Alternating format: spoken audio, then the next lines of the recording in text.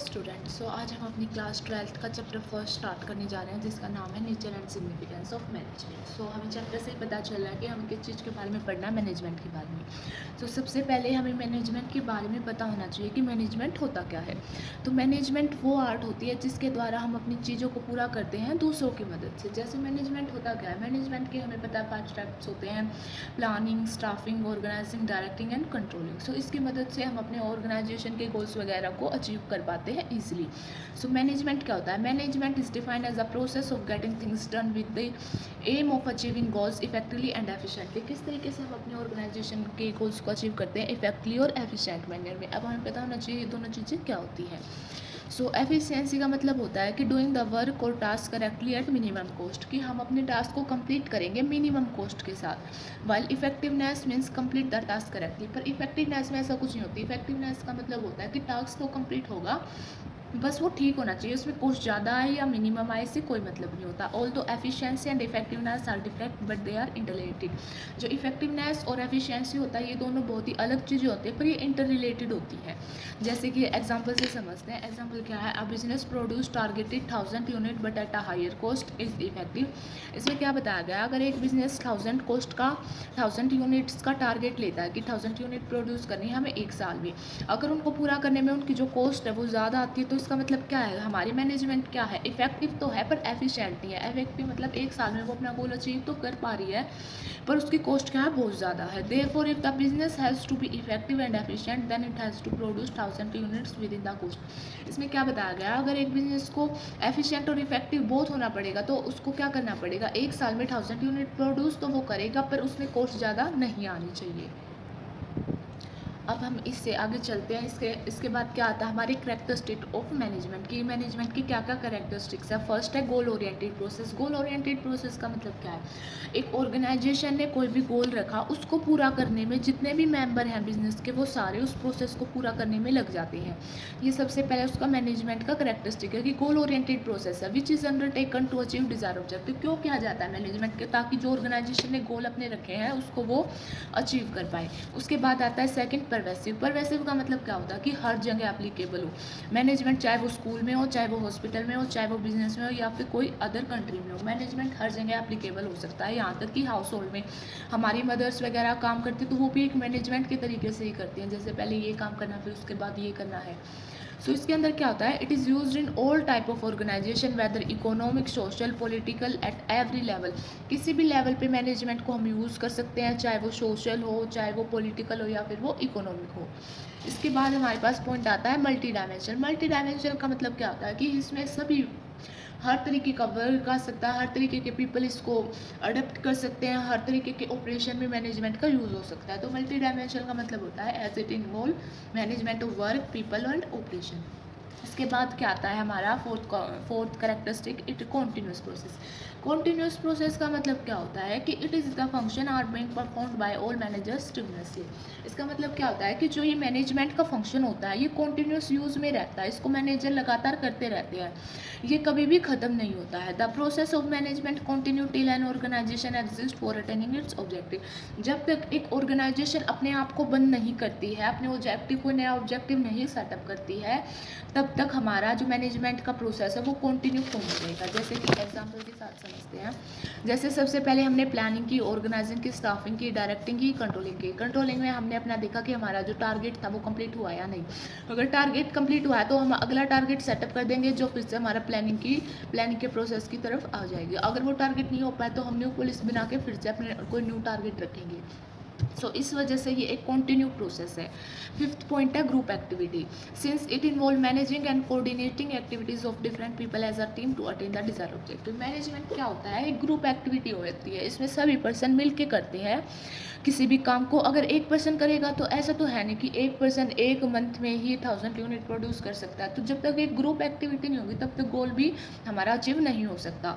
कैसे? जैसे कि ये सारा ग्रुप ऑफ पीपल्स है और ये मैनेजमेंट का गोल है, इसको अचीव करने के लिए ये सभी कोऑर्डिनेशन बना के, टीम बना के अपने डिज़ायर ऑब्जेक्टिव को कंप्लीट करेंगे।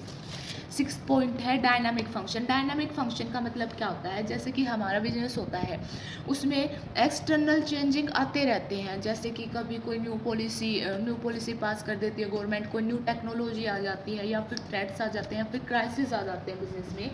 तो मैनेजमेंट क्या हेल्प करता है, जो ये चेंजिंग एनवायरनमेंट है इसको अडोप्ट करने में हेल्प करता है, क्योंकि एक तो हमारे पास मैनेजमेंट होगा, अगर कोई भी ऐसी चीज़ें आती हैं तो हम उनको फेस करने के लिए हमेशा तैयार रहते हैं, क्योंकि हमारे पास एक पहले से ही टारगेटेड गोल्स होते हैं। उसके बाद आता है इंटेंजिबल फोर्स। इंटेंजिबल का मतलब होता है जो दिखता नहीं है, बस फील होता है।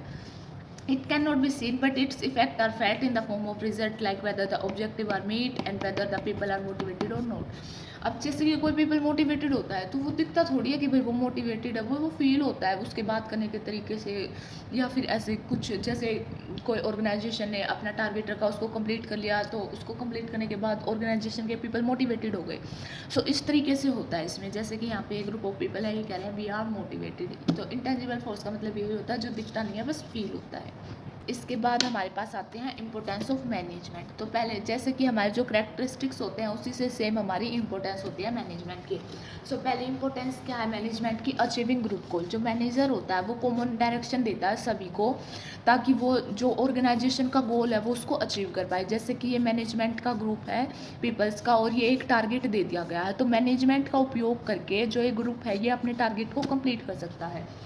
कैसे कर सकता है, क्योंकि उनके पास सभी के पास एक कॉमन ऑब्जेक्टिव होगा, एक टारगेट होगा, जिसको कंप्लीट करने के लिए अपनी सारी एफिशिएंसी लगा देंगे। इसके बाद सेकंड पॉइंट आता है इंक्रीज एफिशिएंसी। इंक्रीज एफिशिएंसी कैसे इंक्रीज कर सकता है मैनेजमेंट अगर हम अपनी कंपनी में लेके आते हैं तो उसको यूज़ करने से क्या होता है, जो हमारा रिसोर्सेज होते हैं उसका बेस्ट पॉसिबल मैनर में यूज़ होता है, जिससे कि हमारी जो कॉस्ट होती है वो कम हो जाती है, और जो प्रोडक्टिविटी होती है वो पीपल्स की इंक्रीज़ हो जाती है। जैसे ये एक बिजनेस गोल रखा गया है, जो रिसोर्सेज हैं उसका अच्छे तरीके से यूज़ किया गया है, जैसे टाइम हो गया, मनी हो गया, एफर्ट हो गया, इन सारे रिसोर्सेज का अच्छे तरीके से यूज़ करके हमने अपने बिजनेस गोल को अचीव करने में लगा दिया। इससे क्या होगा, जो पीपल्स होंगे वो मोटिवेटेड होंगे, और जो गोल होगा ऑर्गेनाइजेशन का वो उसे फास्टली अचीव कर देंगे, जिससे कि उनकी एफिशिएंसी इंक्रीज होगी। अब थर्ड पॉइंट है हमारे पास create dynamic organisation. Dynamic organisation हम पढ़ के आए थे। डायनामिक का मतलब होता है क्या है, एक चेंजिंग इन्वायरमेंट। क्या होता है, एक चेंजिंग इन्वायरमेंट। ये क्या करता है, helps in creating dynamic organisation which could adopt changing environment और सिचुएशन इजली। कैसे कर सकता है, जैसे एक बिजनेस है, new technology, new policy, inflation आ गया, क्राइसिस आ गया, डिफ्लेशन आ गया, तो मैनेजमेंट की मदद से बिजनेस पहले ही तैयार रहता है। अगर ऐसी कुछ भी कंडीशंस अगर हमारे ऑर्गेनाइजेशन में आएगी तो वो उसके लिए पहले से ही तैयार रहता है। फोर्थ पॉइंट है achieving personal objective. Its help in achieving objective of individual working in the organisation. ये क्या करता है, मैनेजमेंट क्या हेल्प करता है कि ये हर एक इंडिविजुअल जो भी हमारे ऑर्गेनाइजेशन में काम कर रहा है उसको उसका वर्किंग के लिए उसको हमेशा मोटिवेटेड रखता है, ताकि वो अपने टारगेटेड गोल को अचीव कर सके। जैसे कि अब एक टारगेट रखा मैनेजमेंट ने कि हम 100 यूनिट प्रोड्यूस करेंगे, तो ये इंडिविजुअल को इस तरीके से मोटिवेटेड कर देता है कि वो इसको अपने टारगेट को अचीव कर सके। फिफ्थ पॉइंट है development of society by producing good quality products and creating employment opportunity eight adopting new technology.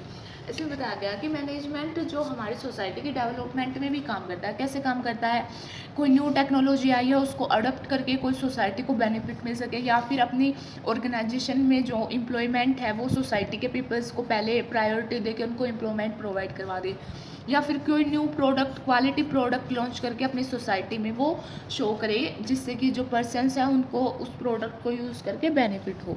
इसके बाद आते हैं हमारे ऑब्जेक्टिव्स ऑफ मैनेजमेंट कि मैनेजमेंट का ऑब्जेक्टिव क्या होता है। पहला है ऑर्गेनाइजेशनल ऑब्जेक्टिव कि मैनेजमेंट आया क्यों, पहले ऑर्गेनाइजेशन के पढ़ते हैं। क्यों आया, क्यों अडॉप्ट किया जाता है ऑर्गेनाइजेशन के द्वारा, तो सर्वाइवल, कैसे सर्वाइव करना है। अगर जब तक किसी कंपनी के पास रिवेन्यू नहीं होगा जो उसके खर्चे और उसका पूरा करने के लिए, तो ऑर्गेनाइजेशन आगे नहीं चल पाएगा। प्रॉफिट होना चाहिए जिससे कि वो अपनी जो भी खर्चे होंगे, जो भी रिस्क होंगे उसको पूरा कर सके, और ग्रोथ होनी चाहिए to improve its future prospective, कि जो फ्यूचर प्रोस्पेक्टिव है उसको उसमें सर्वाइव करने के लिए उसको ग्रोथ होनी चाहिए। इन सभी में क्या मदद करता है, मैनेजमेंट मदद करता है। मैनेजमेंट के द्वारा हम अपने ऑर्गेनाइजेशनल प्रॉफिट भी ला सकते हैं, ग्रोथ भी ला सकते हैं, और सर्वाइवल भी आ सकते हैं। इसके बाद आता है सेकंड हमारे पास सोशल ऑब्जेक्टिव। सोशल ऑब्जेक्टिव कैसे होता है, मैनेजमेंट क्या हेल्प करते हैं, अभी हम पढ़ के आते हैं मैनेजमेंट कैसे हेल्प करता है। मैनेजमेंट एक सोसाइटी को time to time employment provide करता है अपनी ऑर्गेनाइजेशन के अंदर, उनको good quality of product provide करवाता है जिससे कि कोई सोसाइटी की डेवलपमेंट हो सके, और अपने जो इन्वायरमेंट होता है उसको इको फ्रेंडली लगता है, पोल्यूशन बहुत ज़्यादा कम करता है जिससे कोई सोसाइटी पे कोई बैड इफेक्ट ना पड़े। तो social objective of giving benefits through society like environment friendly products and giving employment to disadvantage section of the society etcetera, ये सारी बात इसमें बताई गई है। थर्ड पॉइंट आता है पर्सनल ऑब्जेक्टिव। पर्सनल ऑब्जेक्टिव का मतलब क्या होता है कि जो भी ऑर्गेनाइजेशन में पीपल्स काम कर रहे हैं वो खुद का पर्सनल जो खुद का उनका ऑब्जेक्टिव है उसको छोड़ के वो ऑर्गेनाइजेशन के ऑब्जेक्टिव पे ध्यान दे। तो मैनेजमेंट उनको इस तरीके से मोटिवेटेड कर देता है कि वो अपने खुद के पर्सनल ऑब्जेक्टिव को भूल जाते हैं और अपने जो टारगेटेड गोल्स उन्हें प्रोवाइड करवाए गए हैं उनको पूरा करने में लग जाते हैं।